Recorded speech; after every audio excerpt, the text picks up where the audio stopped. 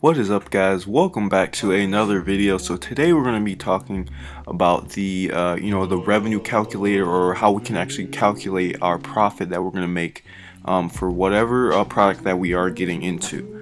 So I really wanted to create this video not only to show people what profit they'd be making off their product, but also to show that what certain sellers may be showing when it comes to how much they make per month.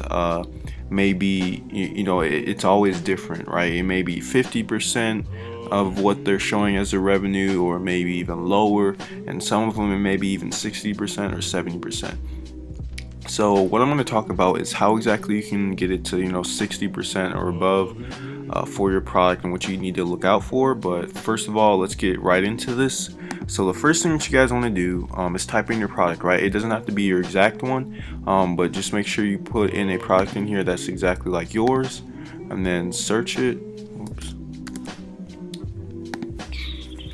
And then pick the one that's likely to be what yours is going to look like, right?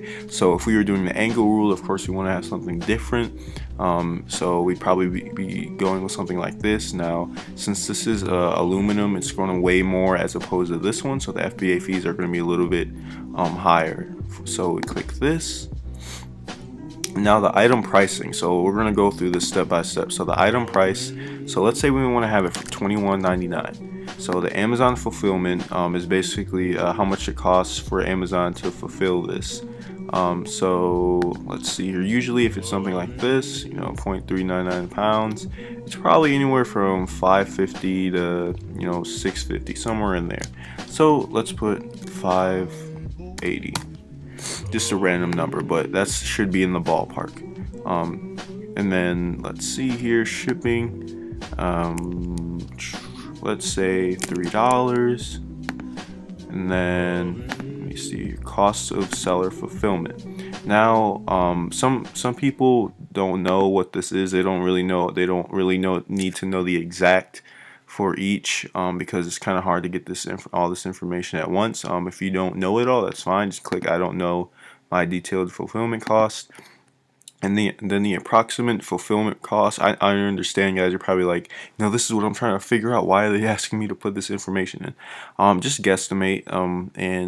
So approximate fulfillment cost, I'd say you just have to guesstimate what you think according to how much your product weighs. So if something's over 1 pound, your product is going to be over $6 for the FBA fees. So probably like 630, 640, or 50. So but this one is like not even, it's under half a pound, so I'd probably say maybe like 550. Let's leave it at that. I'm trying to figure out what is the difference between this and this, but let's move on. Ship to Amazon, cost of shipping the item to film. So you can also figure this out by asking your supplier if you don't know.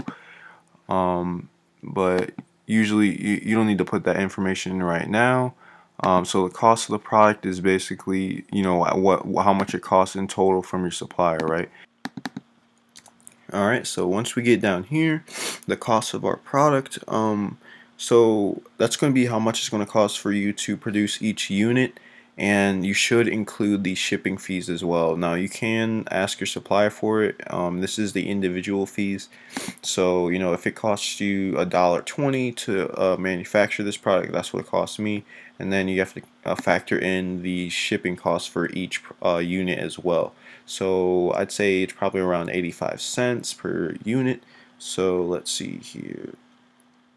So that would be $2.05. So once we have all this information filled out, we can go ahead and click calculate.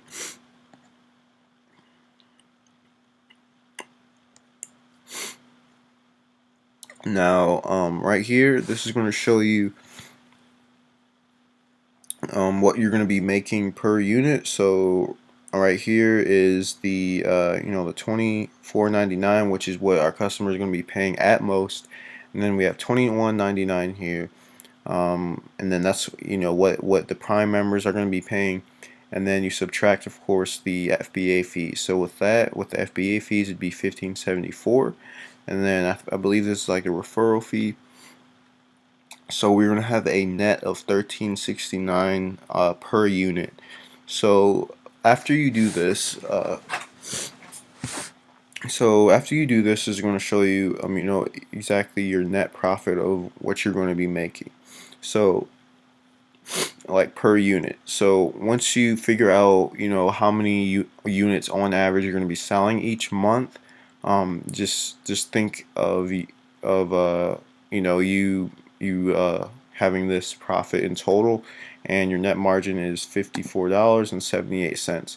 Anything above 50%, I believe, is really good. If you're going below that, it's really like I wouldn't do anything below 50%, honestly, because when you're doing that, you're running the risk of not having enough money to invest into another product, and you're not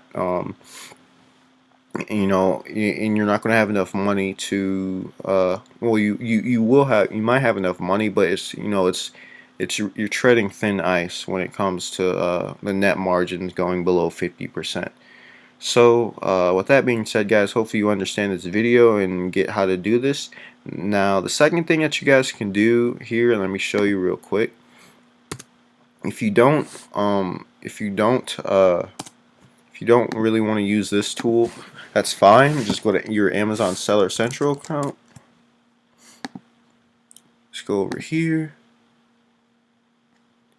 and sign in. So the way that we do this, generally I like to do this because it's more direct, more accurate, I believe, is after you create your listing, all you have to do, hold on. Alright, so after you create your listing, all you guys have to do is go down here, click that, oh, I forgot I took this one out, but alright, so all you have to do is go on your listing and click edit. After you create your listing and everything, which of course you should do before you have your product in on Amazon, what you guys need to do is get the dimensions and everything of your product. So go to Vital Info, or more details, I believe. And then you scroll all the way down, and then it should show here we go. So after you get your individual unit, dimensions and everything, the weight, which like I said, you can get all this stuff from your supplier. They should be able to answer this question for you. So the item dimensions is the actual dimensions of your product. So if we were selling the pet hair remover, it'd be the actual length, width, height of the hair remover brush, right? Not the actual box, not the actual whole entire unit. So the package dimensions, of course, is the actual package that the product comes in, the dimensions of that. Then what do you see here? Then the weight should be up here somewhere. Where is it? There we go. You got package weight. You can make sure you just fill that out, and then it'll show you. So once you fill that information out, it looks weird for this listing. I don't know why. But once you fill the dimensions out and everything, then of course the weight on here, and then save it. Eventually Amazon will update your listing. So if we go back out of here, let's go ahead and cancel.